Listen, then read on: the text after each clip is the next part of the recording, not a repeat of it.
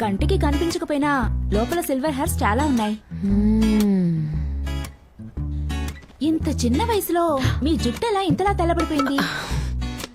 అదే తెలియట్లేదు, మీరేమంటారు? ఫుడ్, టెన్షన్ ఇలాంటివి చాలా కారణాలున్నాయి. హెయిర్ కలరింగ్ తో పాటు ఫేషియల్ కూడా చేయించుకుంటే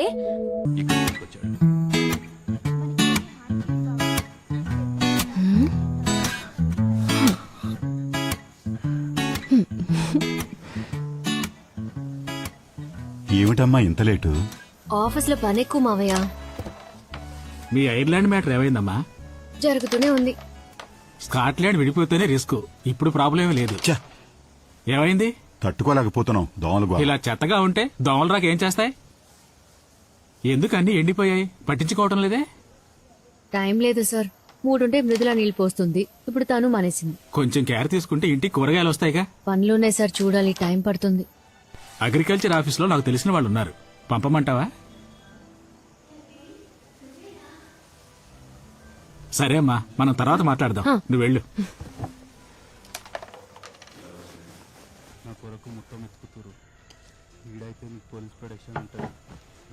బాబు తందని దీనికి తెలిసిపోయిందా?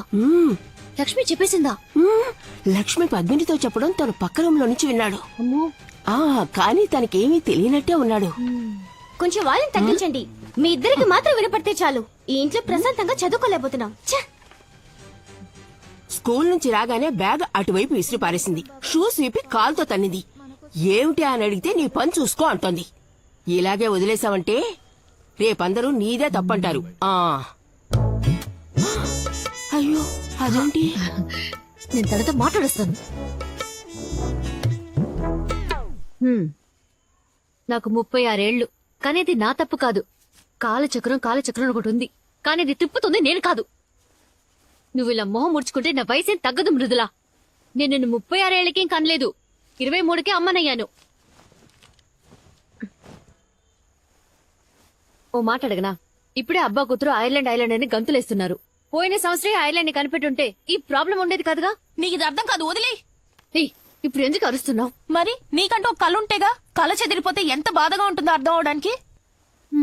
13 ఏళ్లకి ఏం కళ కన్నావే? ఆ కళలు ఒకళ్ళిద్దరు చిన్నప్పుడే ముదిరిపోయేవాళ్ళు, ఇప్పుడు మొత్తం అందరూ ఇంటర్నెట్ లో ముదిరిపోతున్నారు.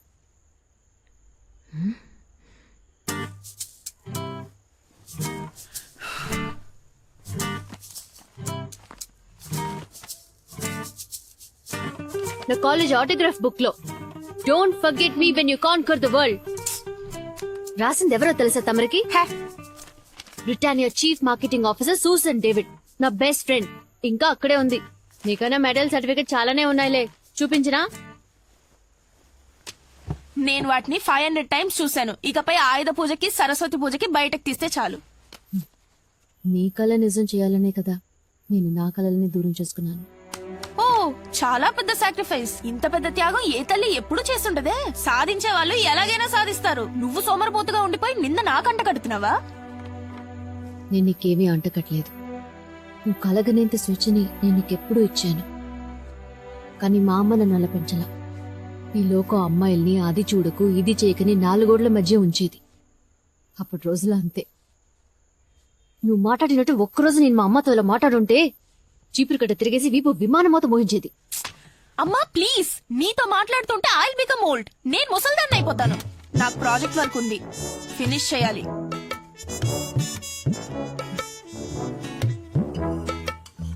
వదిలే, ఏదో కోపంలో ఉంటుందిలే పాపం. అంటారు. నీ కూతురు నీ పోలికలేగా వస్తాయి. నా కూతురు కాదు, తను నా అత్తగారు. ఇదేదో బాగుందే, నువ్వు టేస్ట్ చేస్తుడు. ఇది మీకోసం చేసింది. నేను సూపర్ కేక్ తిన్నాగా, మీరు తినేది మన ఇంటి మేడ మీద కాచింది. ఈ సాలడ్ కి 20,000 రూపాయలా? ఏంటండి, నా జుట్టు గురించి ఏం చెప్పలేదు. ఏం చేసావు? మీరు చూడలేదా?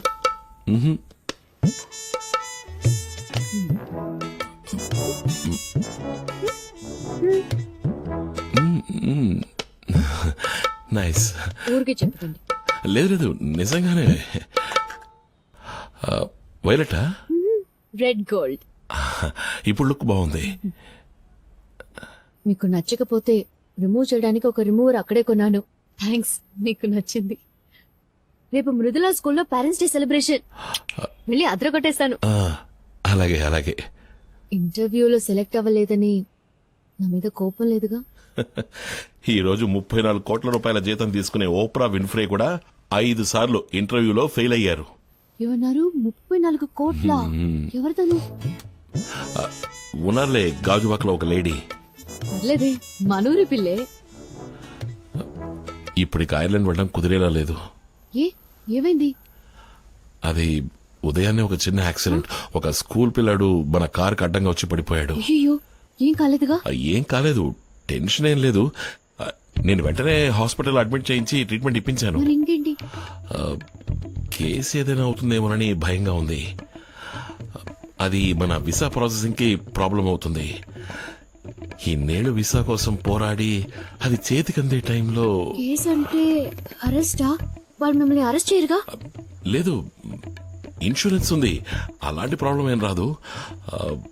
వీసా మ్యాటర్లోనే నాకు కొంచెం టెన్షన్ గా ఉంది. పోనీ నాన్నకి లైసెన్స్ ఉన్నా ఆయనే డ్రైవ్ చేశారు అని ఆయన లైసెన్స్ ఇచ్చేయచ్చు. మనందరం హ్యాపీగా ఉండాలనే కదా నేను ఇన్ని పాటలు పడుతున్నాను. లక్ అనేది చివరి వరకు నాకు జీవితంలో లేనే లేదేమో.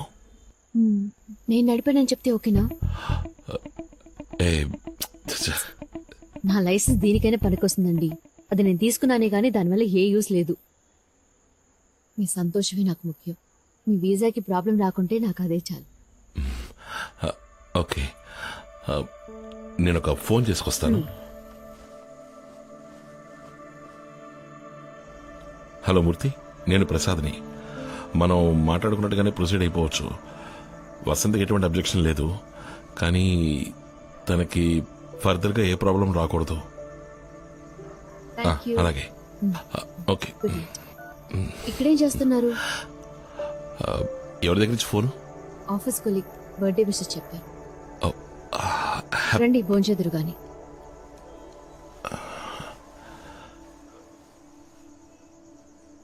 ఆకాశవాణి విశాఖపట్నం కేంద్రం. మీరు ఇంతవరకు విన్నది మన ప్రధానమంత్రి స్వచ్ఛ భారత్ కొరకు ప్రజల మధ్యలో కనువిప్పు కలిగించేందుకు విశాఖలో జరగబోయే మ్యారథాన్ పరుగు పందెంలో అందరూ పాల్గొనవలసిన ఆవశ్యకత గురించిన ప్రసంగాన్ని మనం విన్నాం. ఇక తదుపరి కార్యక్రమం ప్రాంతీయ వార్తలు.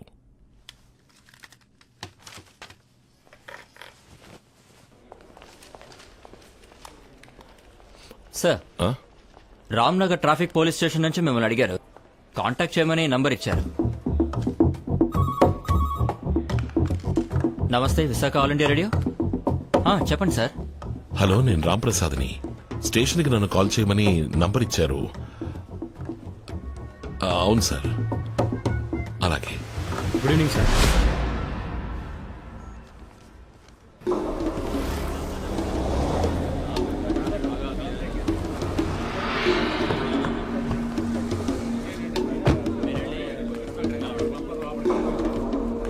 జగదాంబ సెంటర్ దగ్గర ట్రాఫిక్ జామ్ అయిందట, వెంటనే క్లియర్ చేయండి. Good morning. సరిగ్గా 4 గంటలకి ప్రెసెంట్ పాసింగ్ ఉంది. రాసావా?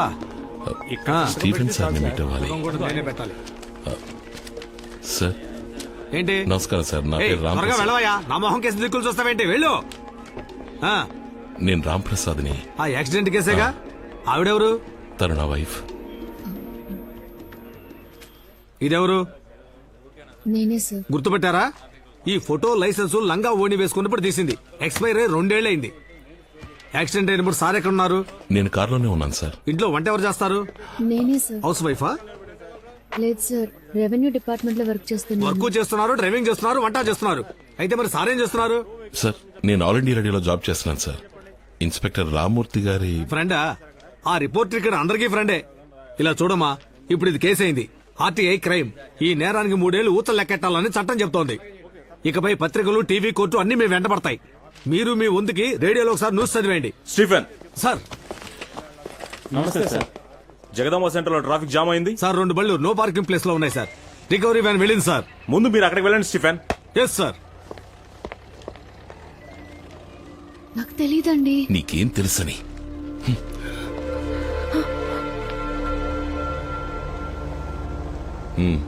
నీ పేరు చెప్పాను మూర్తి. ఆయన రెస్పాండ్ అవ్వలేదు. ఇప్పుడు ప్రాబ్లం అది కాదు. నా వైఫ్ లైసెన్స్ అది ఎక్స్పైర్ అయ్యి 2 ఏళ్ళు అవుతోంది. అవును, ప్రాబ్లమే. మనం ఒక లాయర్ ద్వారా మూవ్ చేయడం మంచిదని నాకు అనిపిస్తోంది. బర్త్ డేటా ఎవరికి తెలుసు? మేడం గారి జాతకంలో ఒక డేటు, స్కూల్లో ఒక డేటు, ఇంటర్ సర్టిఫికెట్లో ఇంకొక డేటు. ఆవిడ ఎప్పుడు పుట్టారో ఆవిడకే తెలియదు. ఇప్పుడు హెయిర్ కలరింగ్ చేయించుకుని మళ్ళీ సెకండ్ ఇయర్ చదవబోతోంది. అబే లేదు మూర్తి, ఈ కేసు క్లోజ్ అయ్యేంత వరకు నేను టూరిస్ట్గా కూడా ఎక్కడికి వెళ్ళలేను. ఐర్లాండ్ వెళ్లే ఆశలు వదిలేసుకున్నాను మూర్తి.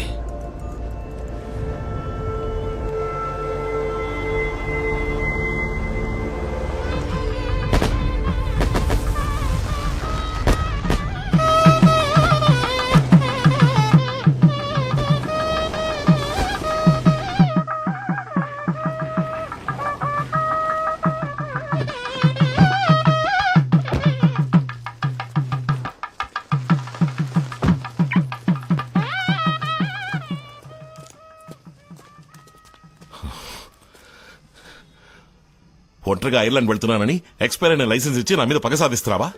అయ్యో, అది ఎక్స్పైర్ అయిన విషయం నాకు తెలియదని మాత్రం చెప్పకో. నిజంగా తెలీదండి. లైసెన్స్ తీసుకోవడంతో సరి, ఆ తర్వాత ఒక్కసారి కూడా యూజ్ చేయలేదు. నాకు ఇచ్చే ముందు కూడా నువ్వు దాన్ని వెరిఫై చేయలేదా? లైసెన్స్ కూడా ఎక్స్పైరీ ఉంటుందని తెలీదు. నా మాట నమ్మండి. నాకు తెలీదు అనే ఒక్క మాట నేర్చుకుని ఈ లోకంలో సంతోషంగా జీవించే ఏకైక వ్యక్తివి నువ్వే. నేను ఫారెన్ కి వెళ్లకుండా నువ్వు వండి పెట్టేది తింటూ నీ మొహాన్ని చూస్తూ ఇక్కడే ఉండిపోవాలి, అంతే కదా? ఇన్నేళ్లలో మీ మాట ఎప్పుడైనా కాదన్నానా? మీకు ఎదురు చెప్పానా? ఐర్లాండ్కి వెళ్దామని మీరు అన్నప్పుడు వయసైన అత్తయ్య మావల్ని ఒంటరిగా వదిలి వెళ్లడం బాగోదు, మీరు మాత్రం వెళ్ళండని చెప్పింది నేనే కదా. మీరిలా మాట్లాడొచ్చా? మనం హ్యాపీగా బతకాలన్న కోరిక నాకు మాత్రం ఉండదా? తప్పకుండా ఉంటుంది. రాణి కొన్న చీర కంటే నీ చీర కాస్ట్లీగా ఉండాలి. ఆఫీస్ అయిపోయిన తర్వాత గిరిజతో కలిసి పావు బాజీ తినాలి.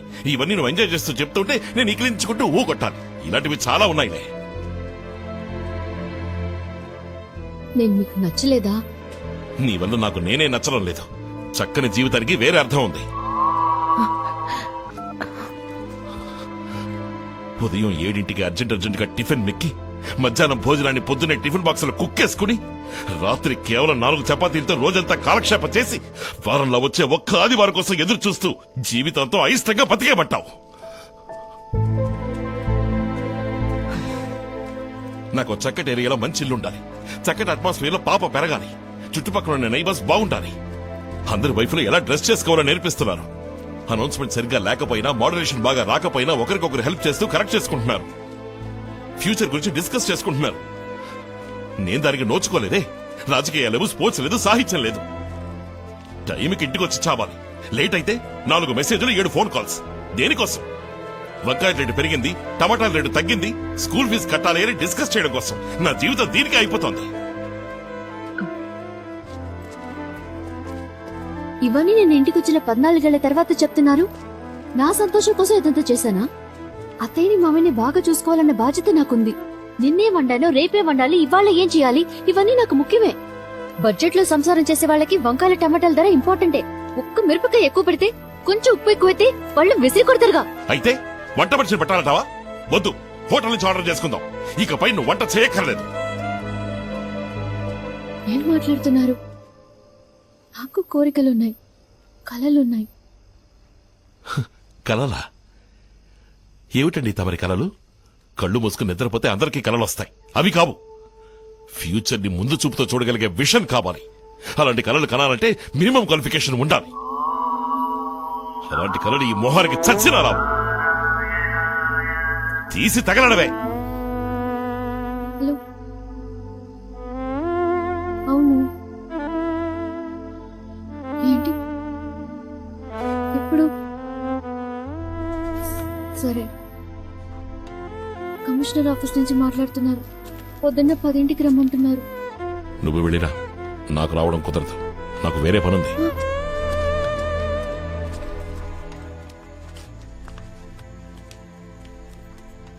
అన్నీ సాల్వ్ అయ్యానన్నా, ఇంకే సమస్య లేదు. అమ్మా, హ? మేమంతా తినేశాం. అత్తయ్య తలనొప్పిగా ఉందని పడుకుంది. టేబుల్ మీద చపాతీలు చేసి ఉంచింది, తిని పడుకోండి. అలాగే మావయ్య.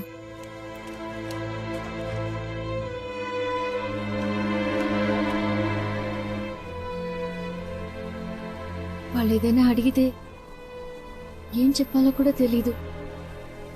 తెచ్చుకుంటేనే భయంగా ఉంది. మీరు రండి ప్లీజ్. ఇంకా భోంచేయలేదా? ఇక్కడేం చేస్తున్నారు? ఏదైనా సమస్యరా? అది యాక్సిడెంట్ కేసు గురించి కమిషనర్ ఆఫీస్ కి రమ్మన్నారు. ఆ, ఒకదాన్ని వెళ్ళాలంటే భయంగా ఉంది. ఒకదాని ఎందుకు వెళ్ళటం? సార్కి ఏం పని ఉందట? ఇదేమన్నా చిన్న పిల్ల వేలు పట్టుకుని తీసుకెళ్ళడానికి. ఇది వెళ్ళొస్తుందిలేండి, మీరు వెళ్ళండి నాన్న. వెళ్లేది కళ్యాణ మండపానికి కాదురా, పోలీస్ స్టేషన్ కి. తప్పు చేసింది నువ్వు, తను కాదు. నే వస్తాను పదమ్మా. ఆ విషయం నాకు తెలీదా? ప్లీజ్ వెళ్ళండి, వెళ్ళండి నాన్న. రేయ్, మనసాక్షి లేకుండా మాట్లాడతావేంట్రా? తల్లి తండ్రి లేని పిల్లరా తను. అదే సమస్య, దానికి లేకపోవడమే సమస్య, నాకు అందరూ ఉండడమే సమస్య. రా. నాన్న ప్లీజ్, ఇది నా పర్సనల్ మ్యాటర్. ఇందులో మీరు జోక్యం చేసుకోకండి. లోపలికి వెళ్ళండి.